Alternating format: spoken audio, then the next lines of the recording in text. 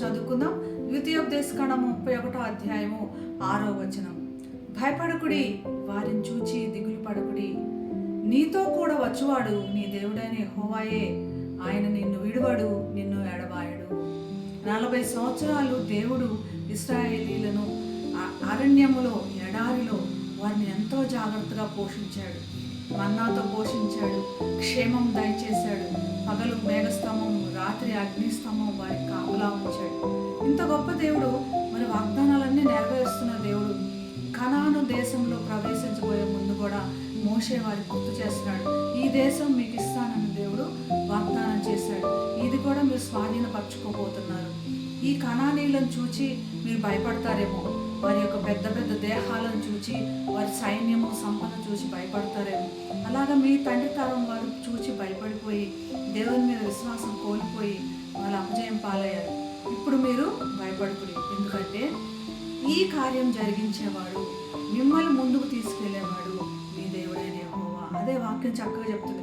భయపడుకుడి, వారిని చూచి దిగులు పడకుడి. మీతో దేవుడు వస్తున్నాడు, మీరు ఒంటరిగా వెళ్ళట్లేదు. మీతో వచ్చువాడు మీ దేవుడైన యెహోవా. ఆయన నిన్ను విడువడు, నిన్ను ఎడవాడు. చెప్పి పక్కకు తప్పుకునే దేవుడు కాదు, చెప్పి ఆయన మిమ్మల్ని విడువడు అని తెలియపరుస్తున్నాడు అనమాట. అంతే గొప్పగా వారి జీవితంలో వారి మేలులు కూడా అనుభవించారు. ఎరుకో గోడను కూల్చేశారు, యొర్దాన్ని దాటారు. ఎంతోమంది రాజులు చుట్టుగా వారిని చుట్టుముట్టిన ఎంతో చక్కగా సునాయాసంగా వారు గెలిచినట్లుగా దేవుని యొక్క అద్భుతం చూసినట్టుగా తెలుస్తుంది. ఎందుకంటే వారితో ఉన్నది వారి దేవుడైన యెహోవా.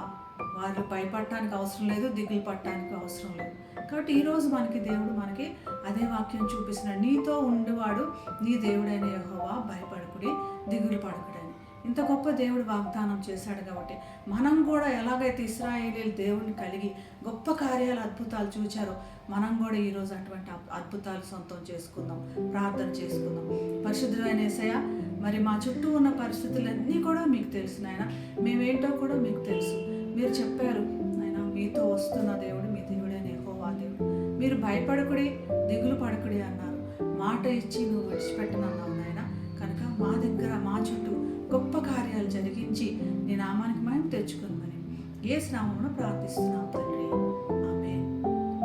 Have a blessed day. God bless you.